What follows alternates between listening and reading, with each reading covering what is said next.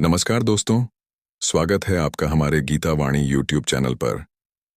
यहाँ हम आपको श्रीमद् भगवद गीता के अनमोल ज्ञान और श्री कृष्ण के प्रेरणादायक विचारों से रूबरू कराते हैं। जिस कहानी को प्रत्येक स्त्री और पुरुष को ध्यानपूर्वक शुरू से लेकर अंत तक सुनना चाहिए, क्योंकि इस कहानी को सुनने से प्रत्येक तीर्थों का फल प्राप्त होता है और साथ ही साथ भगवान भोलेनाथ और माता पार्वती का एक साथ आशीर्वाद प्राप्त होता है। मित्रों, हमारे हिंदू धर्म में तुलसी के पौधे को बहुत ही पवित्र माना जाता है और शास्त्रों में बताया गया है कि इस पौधे में साक्षात भगवान विष्णु जी और माता लक्ष्मी जी का वास रहता है। मित्रों, आपको बता दें कि तुलसी पत्र के बिना भगवान विष्णु जी किसी भी प्रकार का भोग स्वीकार नहीं करते हैं, क्योंकि वेद पुराणों में तुलसी को विष्णु जी की पत्नी कहा गया है। इसीलिए कहते हैं कि जो भी व्यक्ति तुलसी की पूजा करता है वह व्यक्ति कभी भी गरीब नहीं रहता है और ऐसा व्यक्ति को कभी भी गरीबी का सामना भी नहीं करना पड़ता है। अगर व्यक्ति बहुत सारे पाप भी करता हो तब भी वह व्यक्ति सीधे स्वर्ग जाता है। मित्रों, आप लोगों का ज्यादा समय न लेते हुए वीडियो को शुरू करते हैं, लेकिन उससे पहले अगर आप सभी हमारे चैनल पर नए आए हो तो हमारे चैनल को सब्सक्राइब करें और अगर आप लोगों को कहानी पसंद आए तो वीडियो को एक लाइक अवश्य करें। साथ ही साथ कमेंट बॉक्स में हर हर महादेव लिखना ना भूलें। मित्रों, एक बार माता पार्वती जी शिव जी से पूछती हैं, हे प्रभु, आज मेरे मन में एक मंशा उठ रही है और वह यह है कि पृथ्वी पर समस्त मनुष्य तुलसी की रोज पूजा क्यों करते हैं, इस पर रोज जल क्यों अर्पित करते हैं। मैं इस पौधे पर जल अर्पित करने का महत्व जानना चाहती हूं। तब भगवान शिव जी कहते हैं, हे देवी पार्वती, आपने उचित ही प्रश्न किया है। तुलसी के पौधे को साक्षात लक्ष्मी जी का ही रूप माना जाता है। इसकी रोज पूजा करने से व्यक्ति की सारी मनोकामनाएं पूर्ण हो जाती हैं और उसके द्वारा किए गए सभी पाप तुरंत नष्ट हो जाते हैं। मित्रों, भगवान भोलेनाथ जी पार्वती जी से कहते हैं, हे देवी, आपको आपके प्रश्न का उत्तर देने से पहले मैं आपको एक अत्यंत महत्वपूर्ण कहानी सुनाना चाहता हूं और आपको इस कहानी के द्वारा आपको आपके सभी प्रश्नों के उत्तर मिल जाएंगे।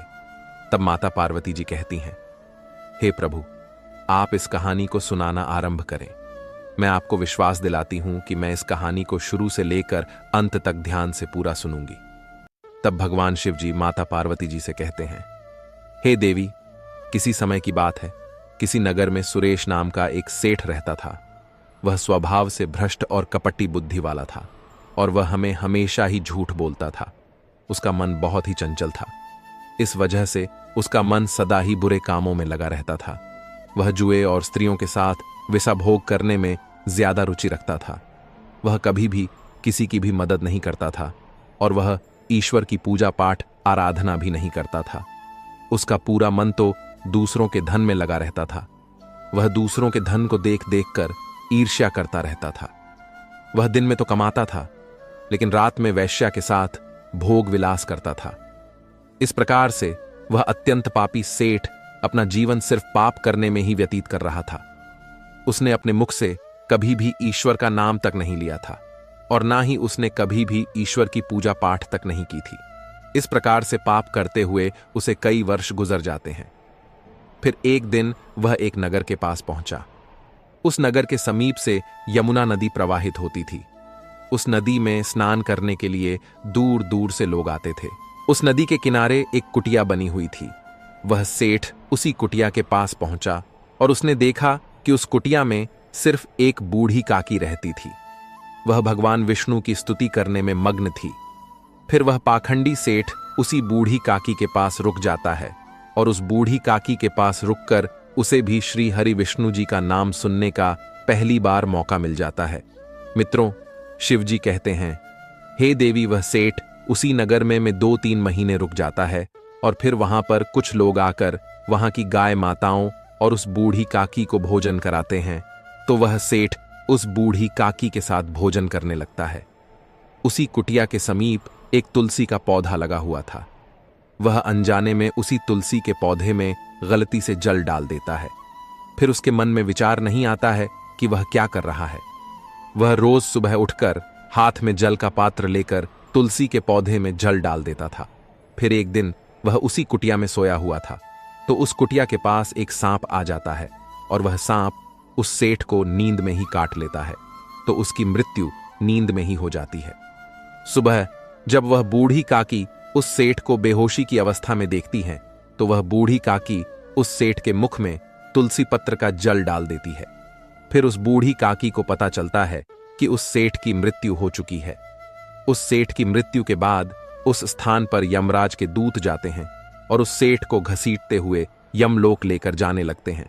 तभी अचानक ही रास्ते में वह सेठ बहुत ही तीव्र ध्वनि में कहने लगता है, हे यमदूत, आप मुझे इस सुंदर नगर से कहां लेकर जा रहे हो?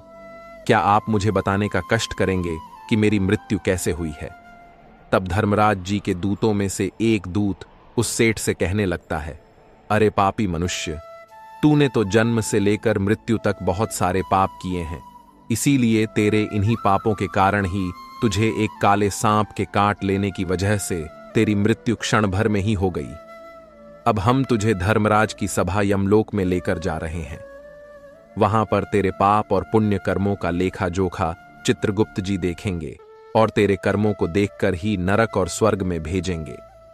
लेकिन मुझे तो पूरा विश्वास है कि यमराज जी तुझे सीधा नरक में ही भेजेंगे।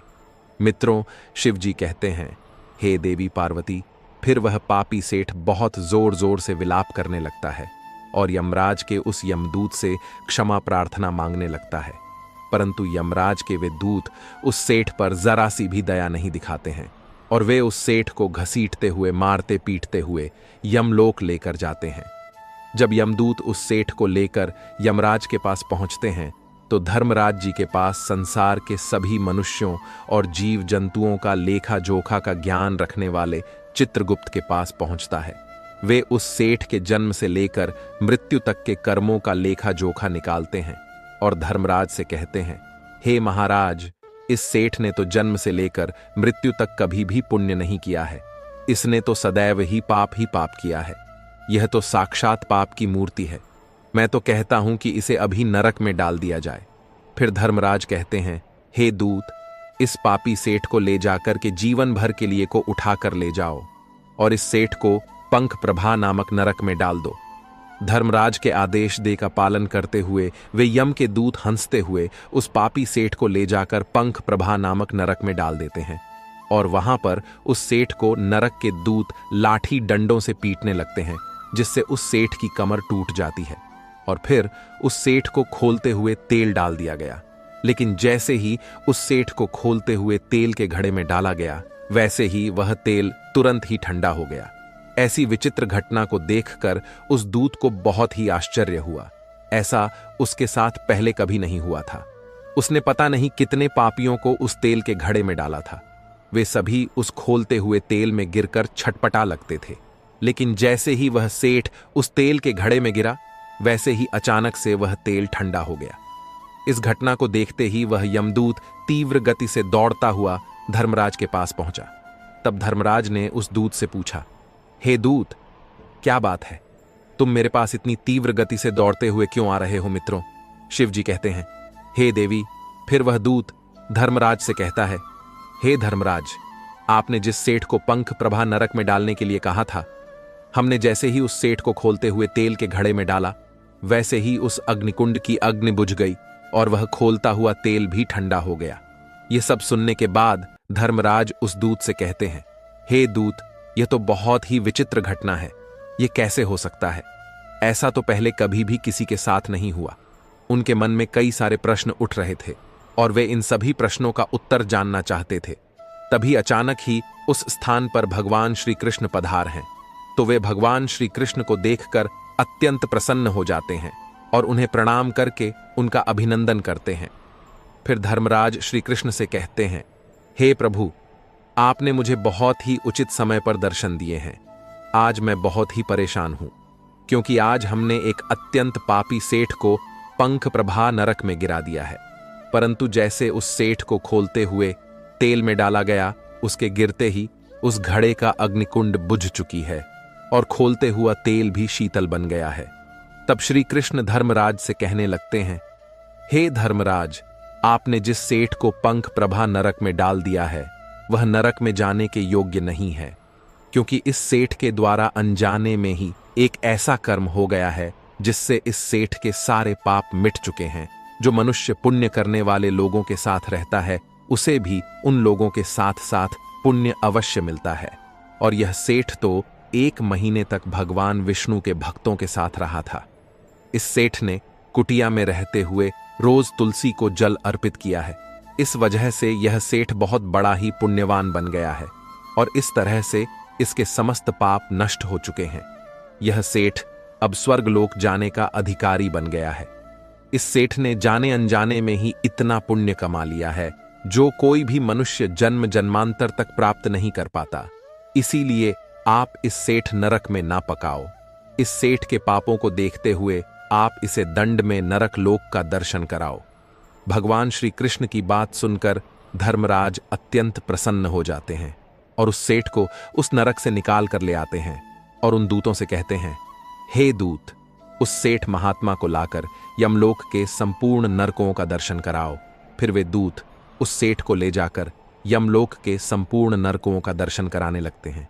इस तरह से वे दूत उस सेठ को यमलोक के संपूर्ण नरकों का दर्शन कराते हैं और फिर उस सेठ को यमलोक में ले जाते हैं और फिर वह सेठ धर्मराज का दूत बन जाता है और वह भी दूसरे दूतों की तरह ही पृथ्वी पर जीव जंतुओं के प्राण हरने लगता है। शिव जी कहते हैं, हे देवी, अब तो आपको पता चल ही गया होगा कि तुलसी के पौधे में रोज जल अर्पित करने से, पूजा पाठ करने से कितना गुनाह लाभ मिलता है और इस पर रोज जल अर्पित करने से व्यक्ति के सारे पाप मिट जाते हैं और उस व्यक्ति को सीधा स्वर्ग में भेजा जाता है।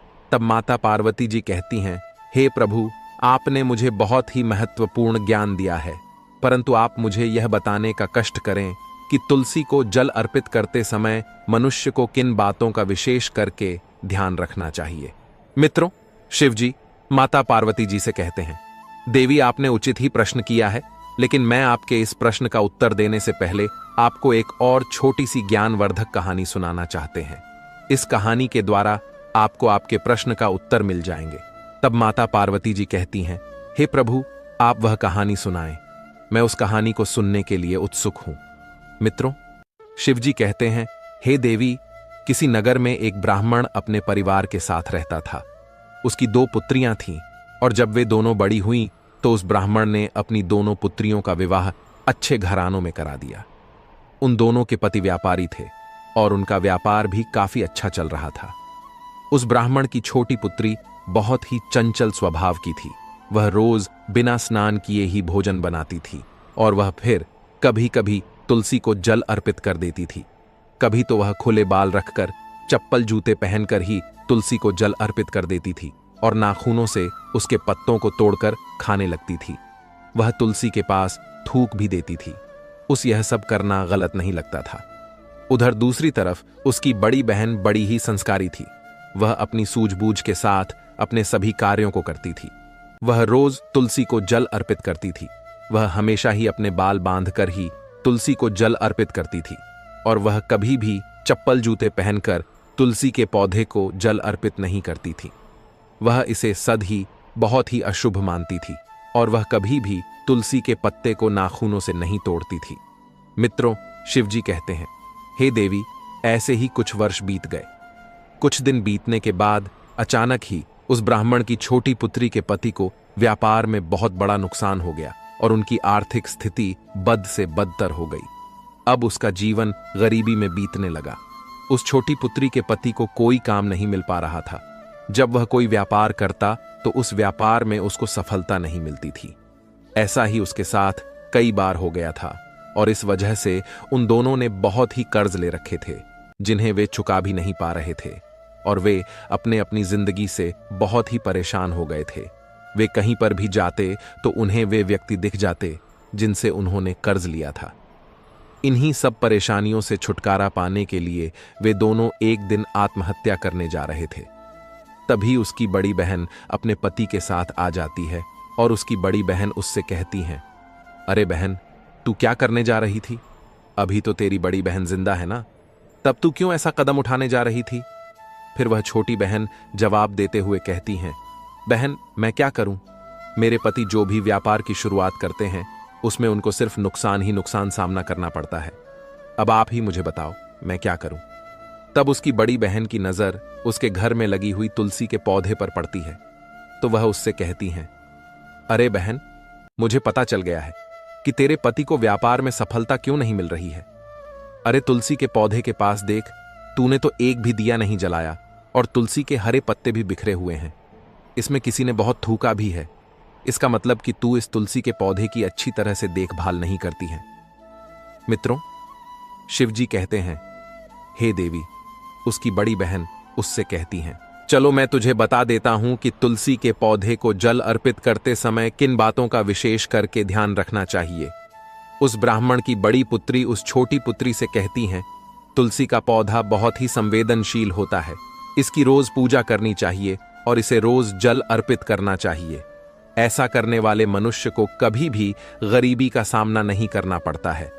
और जिस व्यक्ति के घर में तुलसी का पौधा हरा भरा रहता है, उस घर में माता लक्ष्मी का वास होता है। और भगवान विष्णु जी का भोग चढ़ाते समय तुलसी पत्र अवश्य ही अर्पित करना चाहिए, क्योंकि भगवान विष्णु जी तुलसी पत्र के बिना भोग स्वीकार नहीं करते हैं। इसीलिए प्रत्येक व्यक्ति को अपने घर में तुलसी का पौधा अवश्य ही लगाना चाहिए और तुलसी के पौधे को चुनरी अवश्य चढ़ाना चाहिए। तुलसी केवल एक पौधा नहीं है, बल्कि वे एक देवी हैं जिन्हें विष्णु जी की पत्नी माना जाता है। इसीलिए सभी लोगों को तुलसी के पौधे में चुनरी अवश्य ही चढ़ाना चाहिए। ऐसा करने से पति पत्नी में प्रेम और विश्वास बढ़ता है और महिलाएं सदा सुहागन और सौभाग्यशाली रहती हैं। और तुलसी के पौधे का विवाह भी अवश्य करना चाहिए। इससे मनुष्य को अपने सभी दुखों से छुटकारा मिलता है। उस मनुष्य का जीवन सुखपूर्वक बीतता है। तुलसी के पौधे के पास हमें अपने मुख से अपशब्द भी नहीं बोलना चाहिए। ऐसा करना पाप माना जाता है। हमें तुलसी के पौधे के पास भूलकर भी जूते चप्पल झाड़ू पोंछा नहीं रखना चाहिए। इसे बहुत ही अशुभ माना जाता है। हमें तुलसी के पौधे के पास गलती से भी थूकना नहीं चाहिए। ऐसा करने से माता लक्ष्मी आपसे रुष्ट हो जाती है। तुलसी के पौधे के पास बुझा हुआ दीपक नहीं रखना चाहिए, क्योंकि तुलसी के पौधे के नीचे बुझा हुआ दीपक रखना बहुत ही अशुभ माना जाता है। हमें तुलसी के पौधे के आसपास हमेशा स्वच्छता रखना चाहिए। इसीलिए हमें प्रतिदिन तुलसी के पौधे के पास की गंदगी को साफ करते रहना चाहिए। हमें तुलसी के पौधे में शिवजी के शिवलिंग और गणेश जी की प्रतिमा नहीं रखनी चाहिए। साथ ही साथ हमें तुलसी के पौधे के आसपास किसी अन्य प्रकार का पौधा नहीं लगाना चाहिए। इसे बहुत ही अशुभ बताया गया है। मित्रों, शिवजी जी कहते हैं, हे देवी। उसकी बड़ी बहन उससे कहती हैं, हमें तुलसी के पौधे के आसपास कपड़े भी नहीं सुखाने चाहिए। इससे उन गंदे कपड़ों का पानी तुलसी के पौधे पर गिरने की संभावना रहती है। और हमें इस बात का भी विशेष ध्यान रखना चाहिए कि तुलसी के पौधे को नाखूनों से नहीं तोड़ना चाहिए। ऐसा करने से तुलसी माता का अपमान होता है। और यदि तुलसी के पत्ते सूख कर गिर जाते हैं तो हमें उन्हें कचरे में नहीं फेंकना चाहिए, बल्कि उन पत्तों को तुलसी के पौधे की मिट्टी में दबा देना चाहिए। इस बात का भी ध्यान रखना चाहिए कि आपको रविवार के दिन तुलसी के पत्ते भूलकर भी नहीं तोड़ने चाहिए। और इस दिन आपको तुलसी को जल भी अर्पित नहीं करना चाहिए। बाकी सप्ताह के सभी दिन आप तुलसी के पौधे को जल अर्पित कर सकते हैं। और स्त्रियों को तुलसी के पौधे को बिना स्नान किए जल अर्पित नहीं करना चाहिए। संध्या काल के समय इसके नीचे आपको एक दीपक अवश्य जलाना चाहिए। और आगे उसकी बड़ी बहन उससे कहती हैं, मैंने कई बार देखा है कि कुछ महिलाएं स्नान के बाद ऐसे ही अपने बाल खुले रखकर ही तुलसी को जल अर्पित कर देती हैं। वास्तव में तो ऐसा करना ही गलत माना जाता है। तुलसी को जल अर्पित करते समय सभी स्त्रियों को हमेशा ही अपने बाल बांधकर माथे पर सिंदूर मतलब कि पूरा सज संवर कर ही जल अर्पित करना चाहिए। दोस्तों, आधुनिक होने के चक्कर में इस सत्य को मत भूल जाना कि हम अपने मानव जीवन में जैसे कर्म करते हैं, उनका वैसा ही फल हमें इस जीवन में भोगना पड़ता है। प्रत्येक कर्म का कुछ ना कुछ फल होता है। नमस्कार साथियों, गहरे शब्द में आपका स्वागत है। मित्रों, आज हम आपको सुनाएंगे एक बूढ़ी औरत और उसकी 3 बहुओं की कहानी, जो अपने कर्मों की वजह से कुतिया बन गई। आज की कहानी बड़ी ही ज्ञानवर्धक और मोटिवेट लाएगा है, तो चलिए चलते हैं कहानी की तरफ। एक छोटे से गांव में एक बूढ़ी मां रहती थी। उसकी 3 बहुएं और 3 बेटे थे। बूढ़ी माँ बहुत धार्मिक थी और हर दिन पूजा पाठ में समय बिताती थी। वह सुबह सुबह उठकर गंगा स्नान करने जाती और भगवान विष्णु और माता लक्ष्मी की पूजा करती थी। कार्तिक महीने में वह विशेष रूप से स्नान और पूजा करती थी। इस दौरान वो माखन मिश्री, दही मिश्री और तुलसी के पत्तों का भोग भगवान को चढ़ाती थी और प्रसाद अड़ोस पड़ोसी में बांटती थी। गांव के लोग उसकी पूजा पाठ की बहुत इज्जत करते थे। बूढ़ी मां का यह नियम था कि वह कार्तिक महीने के हर दिन गंगा स्नान करती और पूजा करती। कार्तिक पूर्णिमा के दिन वह विशेष रूप से गंगा स्नान के लिए जाती और भोग बनाकर भगवान को चढ़ाती। लेकिन उसकी 3 बहुओं को यह सब बिल्कुल पसंद नहीं था। वे अक्सर उसकी आस्था का मजाक उड़ाती और प्रसाद खाने से मना कर देती। वह कहती, इसमें तुलसी के पत्ते हैं, हम यह नहीं खा सकते, यह सब दिखावा है। यह सुनकर बूढ़ी मां बहुत दुखी होती, लेकिन वह चुपचाप अपनी पूजा करती रहती। बूढ़ी मां का पति कुछ समय पहले ही गुजर चुका था, इसलिए वह अब अकेली थी। उसके बेटे भी अपनी पत्नियों के कहने में आकर उससे दूर हो गए थे। अब वह सिर्फ अपनी पूजा पाठ में ही मन लगाती और पड़ोसियों में प्रसाद बांटती। लेकिन उसकी 3 बहू को यह सब बहुत बुरा लगता था।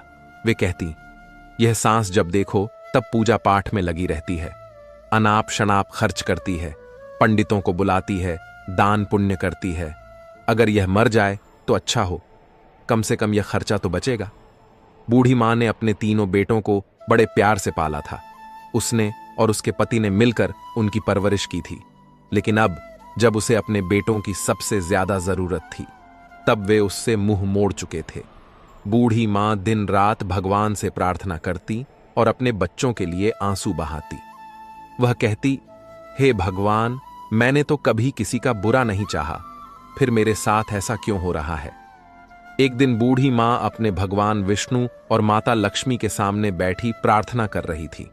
उसकी आंखों में आंसू थे और वह भगवान से कह रही थी, हे भगवान, मुझे इस दुख से मुक्ति दिलाओ, मेरे बच्चों का भला करो और उन्हें सही रास्ता दिखाओ।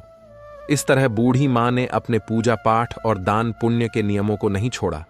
लेकिन उसकी 3 बहुओं ने ठान लिया था कि वे अब इस घर में नहीं रहेंगी और बंटवारा करके अलग हो जाएंगी। वे सोचती थीं, अगर हम अलग हो जाएं तो अपनी मर्जी से रह सकेंगे और सांस की पूजा पाठ के खर्चे से बच सकेंगे। 3 बहुओं ने एक दिन आपस में बात की और बंटवारे की योजना बनाई। उन्होंने अपने पतियों से कहना शुरू किया कि अब हमें अलग हो जाना चाहिए। छोटी बहू ने अपने पति से कहा, देखिए, बड़े भैया के बच्चे बड़े हो रहे हैं और हमारे बच्चे छोटे हैं। हमें अभी बहुत मेहनत करनी है, बच्चों को पढ़ाना है। अगर हम अलग हो जाएंगे तो अपने बच्चों की अच्छी तरह से देखभाल कर पाएंगे। सांस का खर्चा बहुत ज्यादा है, हर समय पूजा पाठ में लगी रहती है और बहुत पैसा खर्च करती है। मझली बहू ने भी अपने पति को समझाया, देखिए, अब बंटवारा हो जाना चाहिए, हम अपनी मर्जी से रहेंगे, क्या खर्चा करना है क्या नहीं करना है ये हम खुद तय करेंगे। सांस के नखरे और खर्चे अब बर्दाश्त नहीं होते, हमें अलग रहकर अपने बच्चों का ध्यान रखना है। बड़ी बहू ने भी अपने पति से यही बात कही, बच्चे बड़े हो रहे हैं, कल उनका शादी ब्याह करना है, पैसे कमाते रहेंगे और सांस का खर्चा करते रहेंगे तो कैसे चलेगा। हमारे बच्चों का भविष्य सुरक्षित करना है तो हमें अलग होना ही पड़ेगा। 3 बहुओं ने अपने अपने पतियों को समझा बुझाकर उनके मन में बंटवारे की बात डाल दी। 3 भाई अब बंटवारे के लिए तैयार हो गए। गांव के पंचों को बुलाया गया और घर का बंटवारा करने की बात हुई। 3 बहुएं भी बंटवारे में हिस्सा लेने के लिए तैयार हो गई। गांव के पंचों ने घर का 4 हिस्सों में बंटवारा किया। 3 बेटों के लिए और एक बूढ़ी मां के लिए घर का सारा सामान भी 4 हिस्सों में बांट दिया गया। बूढ़ी मां अब अकेली रह गई। पंचों ने अपना फैस सुनाया और चले गए। 3 बहुओं ने अपना अपना सामान अपने अपने हिस्से में रख लिया। बूढ़ी मां के हिस्से में जो झोपड़ी थी वह उसमें रहने लगी। अब वह अकेली थी और अपने बेटों से निराश होकर अपने भगवान से प्रार्थना करती रहती थी। वह रोज सुबह जल्दी उठकर गंगा स्नान करती और भगवान विष्णु और माता लक्ष्मी की पूजा करती। वह पहले की तरह ही भोग बनाकर भगवान को चढ़ाती और फिर अड़ोस पड़ोस में प्रसाद बांटती। लेकिन अब वो बहुत अकेली हो गई थी। उसके 3 बेटों ने उससे मुंह मोड़ लिया था और उसकी बहुओं ने उसे घर से बाहर कर दिया था। वह रोज भगवान से प्रार्थना करती, हे भगवान, मुझे इस दुख से छुटकारा दिलाओ, मेरे बच्चों का भला करो और उन्हें सही रास्ता दिखाओ। बूढ़ी माँ के पास जो थोड़ा बहुत आटा, दाल और चावल था, वो उसी से काम चलाती। वह सोचती है, अब मुझे अपनी जिंदगी इसी तरह गुजारनी पड़ेगी। मेरे बच्चों ने तो मुझे छोड़ दिया है, लेकिन मैं भगवान की भक्ति नहीं छोड़ूंगी।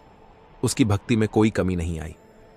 वह हर रोज तुलसी के पत्तों से भगवान का पूजन करती और पड़ोसियों को प्रसाद बांटती। एक दिन जब बूढ़ी मां अपनी झोपड़ी में बैठी रो रही थी, तभी एक युवक आया। उसने दरवाजा खटखटाया।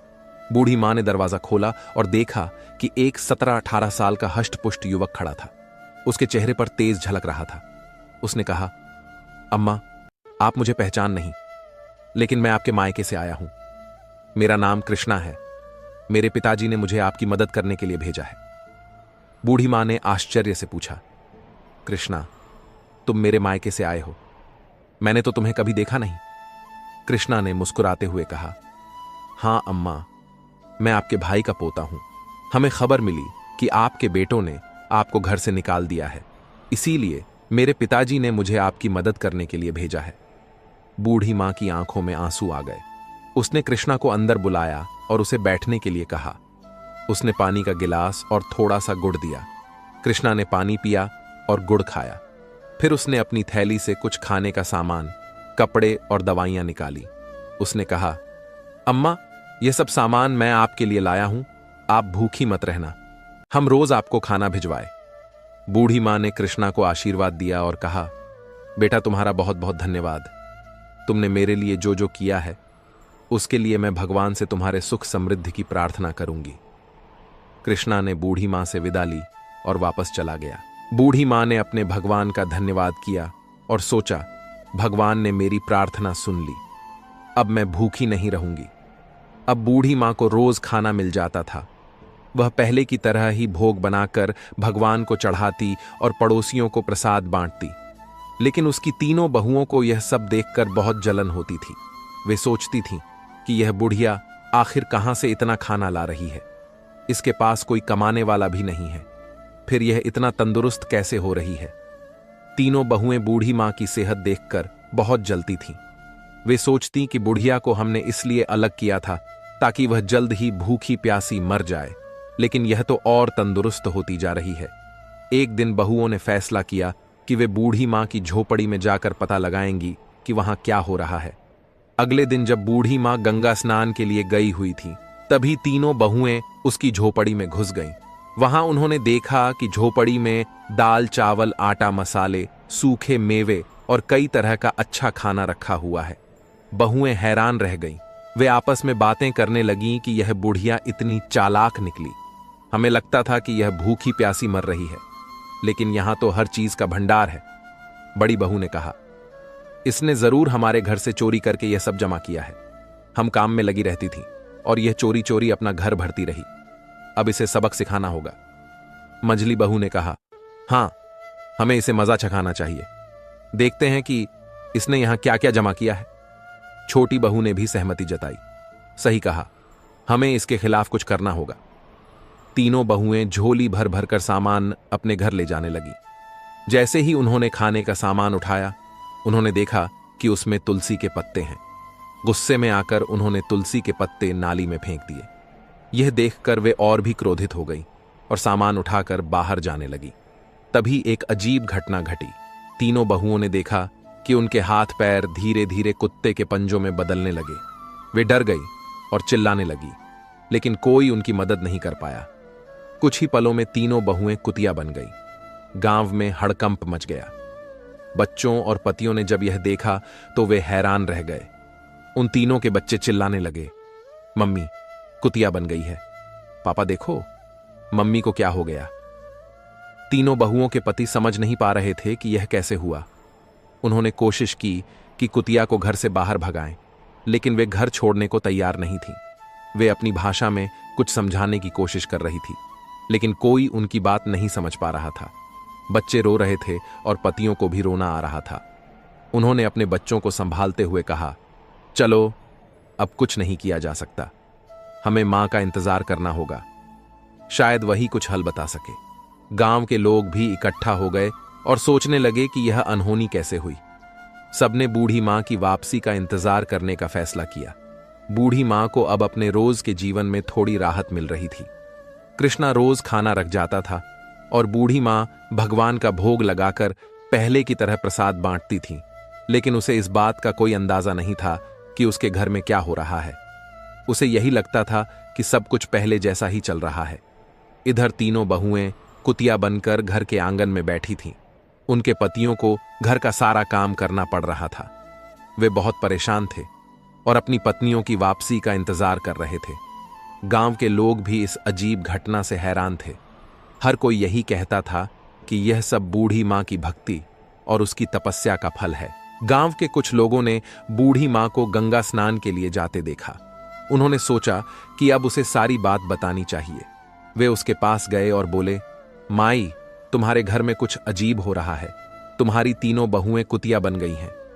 बूढ़ी मां को यह सुनकर बहुत आश्चर्य हुआ। उसने सोचा कि यह कैसे संभव हो सकता है। उसने तुरंत गंगा स्नान किया और घर की ओर लौट पड़ी। उसके दिल में बहुत सारी आशंकाएं थीं।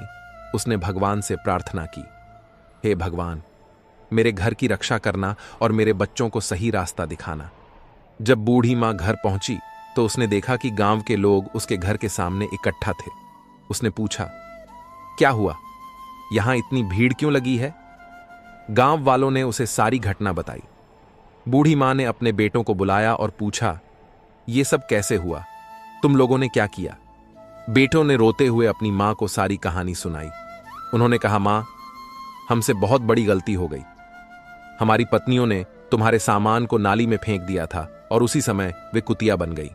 अब हमें नहीं पता कि उन्हें कैसे ठीक करें। बूढ़ी मां ने अपने बेटों को दिलासा दिया और कहा, भगवान सब ठीक करेंगे, तुम लोग घबराओ मत। बूढ़ी मां ने अपने भगवान से प्रार्थना की और उनसे समाधान मांगा। उसने सोचा कि शायद किसी साधु बाबा के पास इसका समाधान हो सकता है।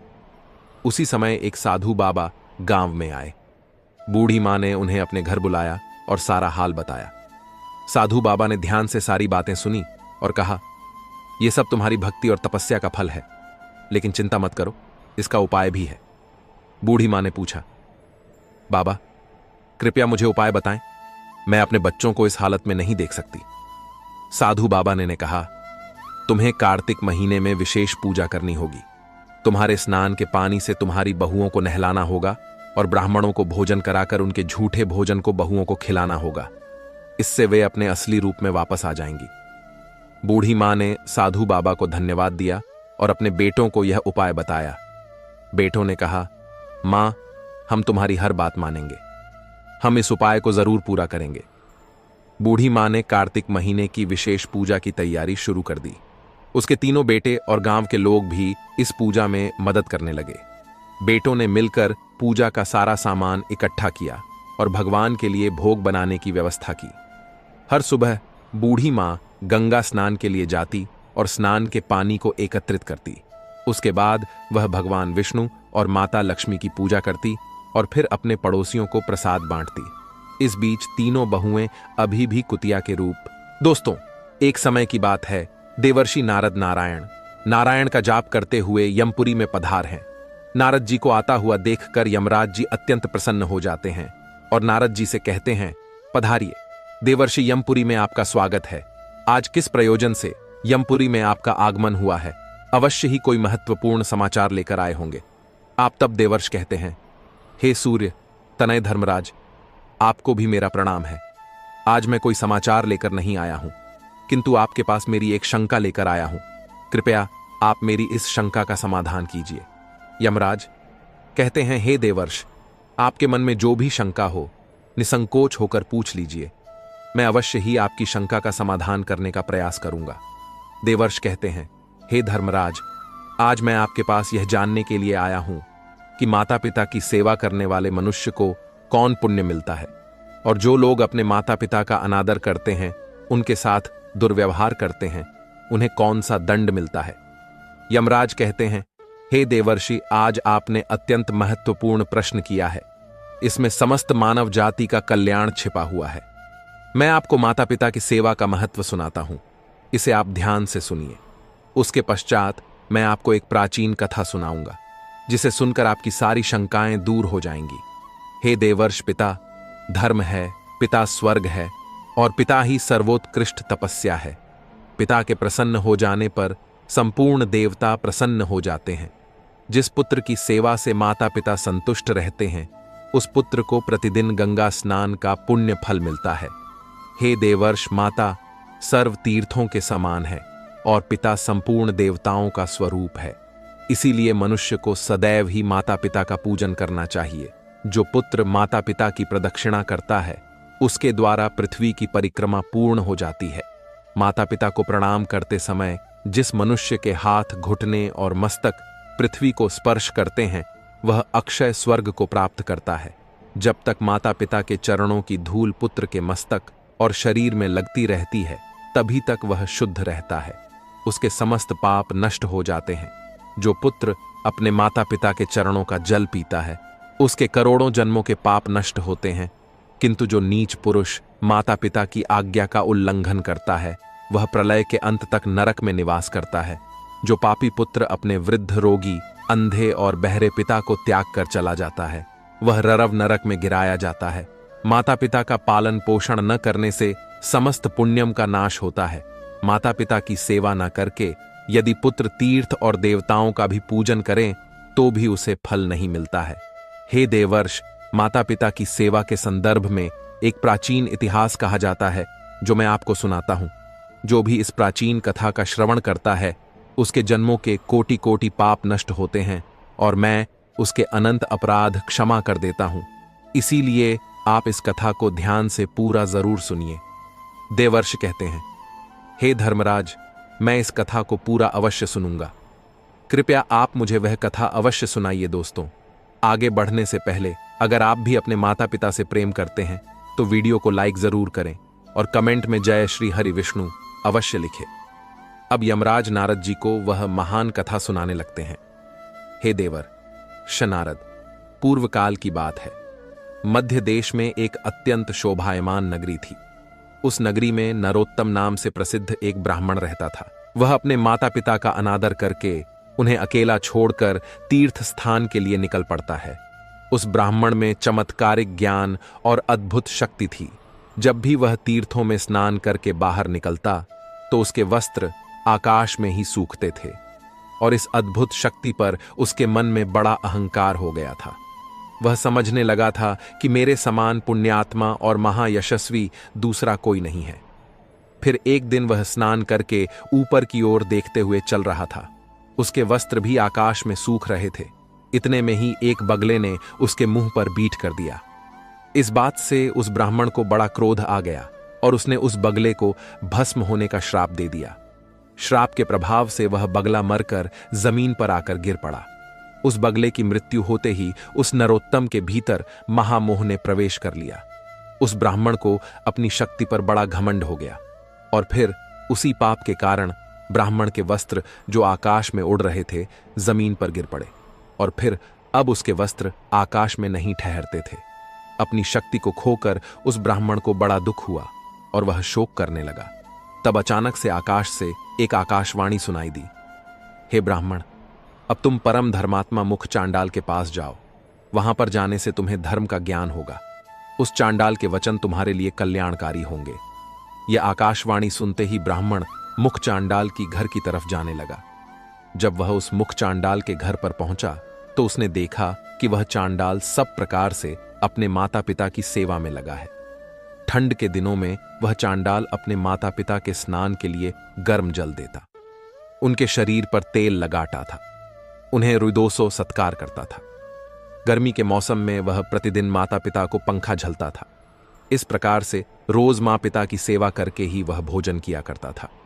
इन्हीं पुण्य कर्मों के कारण उस चांडाल का घर आकाश में तरंग था। उस घर को किसी खंबे का आधार भी नहीं था, मानो वह घर आकाश में उड़ रहा हो।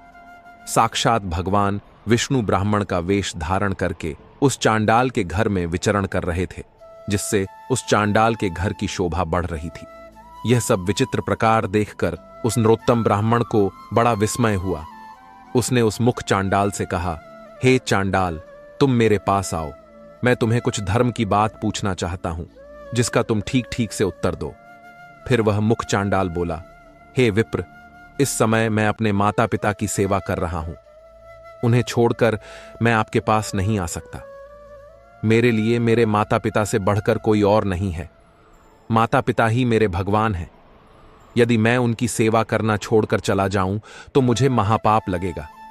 इसीलिए मेरे माता पिता की सेवा करने के बाद ही मैं आपसे मिल सकता हूं। इसीलिए आप थोड़ी देर तक द्वार पर ठहरी, मैं आपका अतिथि सत्कार करूंगा। उस मुख चांडाल के इतना कहते ही नरोत्तम ब्राह्मण आग बोला हो गया और बोला, हे चांडाल, मुझ ब्राह्मण की सेवा करना छोड़कर दूसरा कौन सा कार्य बड़ा हो सकता है। फिर वह मुख चांडाल बोला, हे ब्राह्मण देवता, क्यों गुस्सा कर रहे हो? मैं वह बगला नहीं हूं जिसे आपने श्राप देकर भस्म कर डाला। बगले पर आपका श्राप प्रभाव डाल सकता है, किंतु मुझ पर नहीं। अब आपकी धोती ना तो आकाश में सूखती है और ना ठहर पाती है। इसीलिए आप आकाशवाणी सुनकर मेरे पास आए हैं। थोड़ी देर रुकिए, मैं आपके प्रश्न का उत्तर अवश्य दूंगा। अन्यथा आप उस पतिव्रता स्त्री के पास जाइए। उस पतिव्रता स्त्री का दर्शन करने पर ही आपका कार्य सिद्ध हो जाएगा। यमराज कहते हैं, उसके पश्चात जो भगवान विष्णु ब्राह्मण का रूप धारण करके चांडाल के घर में बैठे हुए थे, उन्होंने बाहर आकर उस नरोत्तम ब्राह्मण से कहा, हे विप्र, चलिए मैं आपको उस पतिव्रता देवी के घर लेकर चलता हूं। फिर उस नरोत्तम ब्राह्मण ने कुछ देर तक विचार किया और उस ब्राह्मण के साथ चल पड़ा, जो साक्षात भगवान विष्णु ही थे।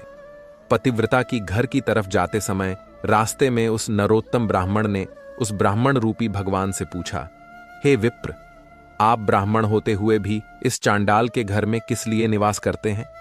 ब्राह्मण रूपी भगवान विष्णु ने कहा, हे विप्र, वह इस समय तुम्हारा हृदय शुद्ध नहीं है।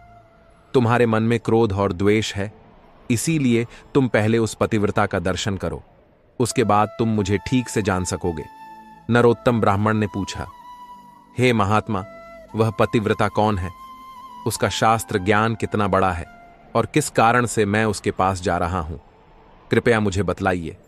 ब्राह्मण रूपी भगवान बोले, हे नरोत्तम, नदियों में गंगा जी श्रेष्ठ हैं और स्त्रियों में पतिव्रता स्त्री ही श्रेष्ठ है। जो पतिव्रता नारी प्रतिदिन अपने पति की सेवा करती है, उसकी आज्ञा का पालन करती है, वह अपने पिता के कुल और पति के कुल दोनों कुलों के 100 पीढ़ियों का उद्धार कर देती है।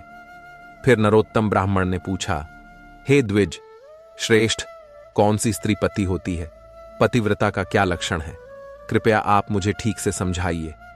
ब्राह्मण रूपी भगवान बोले, हे ब्राह्मण, जो स्त्री पुत्र से 100 गुना अधिक स्नेह से पति की आराधना करती है, राजा के समान पति की आज्ञा का पालन करती है, पति को भगवान का स्वरूप समझती है, वह पतिव्रता है। जो गृह कार्य करने में दक्ष रमण काल में वेश्या और भोजन बनाने के समय माता के समान आचरण करती है, और जो विपत्ति में अपने पति को उचित सलाह देकर एक मंत्री का काम करती है, वह स्त्री पतिव्रता मानी गई है। जो स्त्री मन, वाणी और शरीर से पति की आज्ञा का पालन करती है, उसी को पतिव्रता समझना चाहिए। जो स्त्री अपने पति के अलावा अन्य पुरुषों को भाई, पिता और पुत्र के समान मानती है, वही सच्ची पतिव्रता होती है। हे ब्राह्मण, तुम अब उस पतिव्रता के पास जाओ और उसे अपना मनोरथ सुनाओ। उस पतिव्रता नारी का नाम शुभा है। वह रूपवती युवती है और उसके हृदय में दया और करुणा है। वह बड़ी यशस्विनी है। उसके पास जाकर तुम अपने हित की बात पूछो। इतना कहकर ब्राह्मण रूपी भगवान विष्णु उस स्थान से अंतर्ध्यान हो गए। ये देखकर उस ब्राह्मण को बड़ा आश्चर्य हुआ। फिर उस नरोत्तम ब्राह्मण ने उस पतिव्रता के घर जाकर उसे उसके बारे में पूछा। द्वार पर आए उस ब्राह्मण अतिथि को देखकर वह पतिव्रता तुरंत ही घर से निकली और द्वार पर खड़े उस ब्राह्मण के सामने आकर खड़ी हो गई। जब नरोत्तम ब्राह्मण ने उस पतिव्रता को देखा तो उसने प्रसन्नतापूर्वक कहा, हे देवी, तुमने जिस प्रकार से जीवन में अनुभव लिया और सीखा है, उसी के अनुसार सोचकर मुझे कोई धर्म की बात बताओ। फिर वह पतिव्रता बोली, हे ब्राह्मण देवता, इस समय पर मुझे मेरे पतिदेव की पूजा करनी है। अब भी मेरे पास समय नहीं है, इसीलिए आपका कार्य मैं बाद में करूंगी। इस समय आप मेरा आतिथ्य स्वीकार कीजिए। इस पर वह नरोत्तम ब्राह्मण बहुत क्रोधित हो उठा और बोला, हे कल्याणी, इस समय पर मैं भूख और प्यास से तड़प रहा हूं और मैं बहुत थका हुआ हूं। इसीलिए तुम अब भी मेरा कार्य करो, अन्यथा मैं तुम्हें शाप दे दूंगा। तब उस पतिव्रता शुभा ने कहा, हे ब्राह्मण, मैं वह बगला नहीं हूं जिसे शाप देकर आप यूं ही मुझे भस्म कर डालेंगे। अभी मेरे पास समय नहीं है, इसीलिए आप धर्म तुलाधार के पास जाइए और उन्हीं से अपने हित और धर्म की बात पूछिए। अभी मैं अपने पति को छोड़कर नहीं आ सकती। इतना कहकर वह घर के भीतर चली गई। तभी अचानक उस स्थान पर भगवान विष्णु ब्राह्मण का रूप धारण करके फिर प्रकट होते हैं।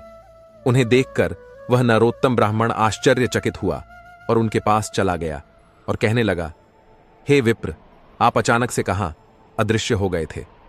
मुझे आपसे एक बात पूछनी है, कृपया ठीक ठीक इसका जवाब दो। पहले मैं उस मुख चांडाल के पास गया, उसे भी मेरी बगले को श्राप देने वाली बात पता थी, और अब इस पतिव्रता नारी को मेरे द्वारा उस बगले को दिए गए श्राप के बारे में पता था। ये दोनों ही उस घटना के बारे में कैसे जानते हैं? इन्हें किसने और कब बताया कि मैंने बगले को शाप दिया है? इस बात को सोचकर मुझे बड़ा विस्मय हो रहा है। ब्राह्मण रूपी भगवान बोलने लगे, हे विप्र व महात्मा लोग अत्यंत पुण्य और सदाचार के बल के कारण सब कुछ जान लेते हैं। हे ब्राह्मण, अब तुम मुझे बताओ, उस पतिव्रता ने तुमसे क्या कहा? ब्राह्मण ने कहा, हे विप्र, उस पतिव्रता ने मुझे धर्म तुलाधार के पास जाने का उपदेश दिया है। अब यह धर्म तुलाधार कहां पर रहता है? फिर ब्राह्मण रूपी भगवान विष्णु बोलने लगे, हे ब्राह्मण, चलो मैं तुम्हें धर्म तुलाधार के पास लेकर चलता हूं। इतना कहकर वे दोनों ही चलने लगे। उस नरोत्तम ब्राह्मण ने पूछा, हे विप्र, यह तुलाधार कहां रहता है? श्री भगवान ने कहा, जहां मनुष्यों की भीड़ एकत्रित होती है और नाना प्रकार के द्रव्यों की बिक्री होती है, उस बाजार में तुलाधार नाम का वैश्य द्रव्यों को बेचता है। उसने कभी मन, वाणी और अपने कर्मों द्वारा किसी का कभी बुरा नहीं किया है। वह जीवन में कभी असत्य नहीं बोला और ना ही कभी दुष्टता की है। वह सदैव ही दूसरे लोगों के अच्छे के लिए काम करता है। वह सभी प्राण में समान भाव रखता है। वह प्राण भी दांव पर लग जाए तो भी कभी झूठ नहीं बोलता है। इसीलिए उसे धर्म तुलाधार कहा जाता है। फिर वे दोनों ही उस धर्म तुलाधार के यहां पहुंच जाते हैं। नरोत्तम ब्राह्मण ने उस तुलाधार को देखा जो नाना प्रकार की वस्तुओं को बेच रहा था। वह अन्य लोगों से बिक्री की वस्तुओं के संबंध में बातें कर रहा था। बहुत से स्त्री और पुरुष चारों ओर से उसे घेर कर खड़े थे।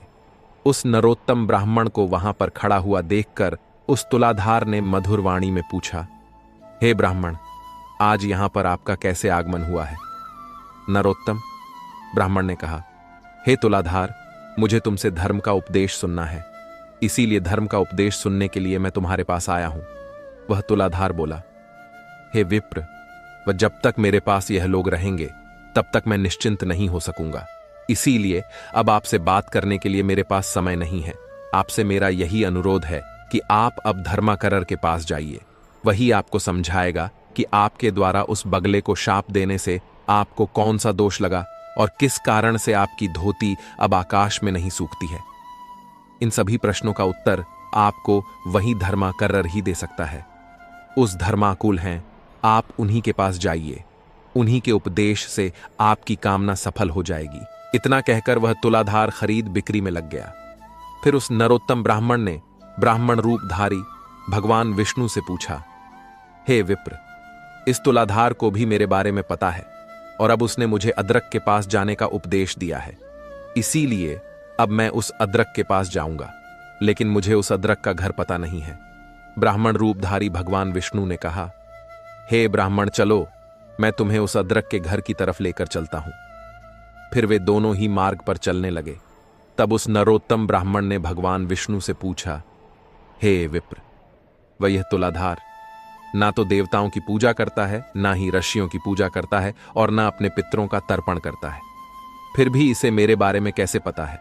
मैंने उस बगले को शाप दिया। वह बात यह तुलाधार कैसे जानता है? मुझे बड़ा आश्चर्य हो रहा है। कृपया आप इन सब का कारण बताइए। ब्राह्मण रूप भारी भगवान विष्णु बोले, हे ब्राह्मण, उस तुलाधार ने सत्य और समता से तीनों लोकों को जीत लिया है। वह सदैव सत्य के साथ खड़ा रहता है, कभी दूसरों के साथ विश्वासघात नहीं करता है, और इसी सत्य के कारण समस्त देवता, पितृ और आर्षगण उससे संतुष्ट रहते हैं। वह तुलाधार इन्हीं गुणों के कारण भूत और भविष्य की बातें जानता है। सत्य से बढ़कर कोई धर्म नहीं है और झूठ से बढ़कर दूसरा कोई पाप नहीं है। जो पुरुष पाप से रहित है और जिसका चित्त अपने ने पराय मित्र शत्रु सभी के लिए समान है, वह किसी के साथ भेदभाव नहीं करता है। उसके सब पापों का नाश होता है। जो सभी के साथ समान व्यवहार करता है, उसके अंदर भगवान का वास होता है। जो इस प्रकार से सत्य के मार्ग पर चलकर सभी के साथ समान व्यवहार करता है, अपना पराया नहीं करता है, वह अपनी अनेकों पीढ़ियों का उद्धार कर देता है। जिसके अंदर सत्य होता है और जिसका स्वभाव सरल होता है, जो कभी भेदभाव नहीं करता है, वह साक्षात धर्म का ही स्वरूप होता है। इसी कारण से वह तुलाधार तुम्हारे बारे में जानता है। फिर उस नरोत्तम ब्राह्मण ने कहा, हे विप्र, वह आपकी कृपा से मुझे तुलाधार के सर्वज्ञ होने का कारण पता चल गया है। अब आप मुझे उस अद्रक के बारे में बताइए, वह कौन है और किस कारण से वह प्रसिद्ध है।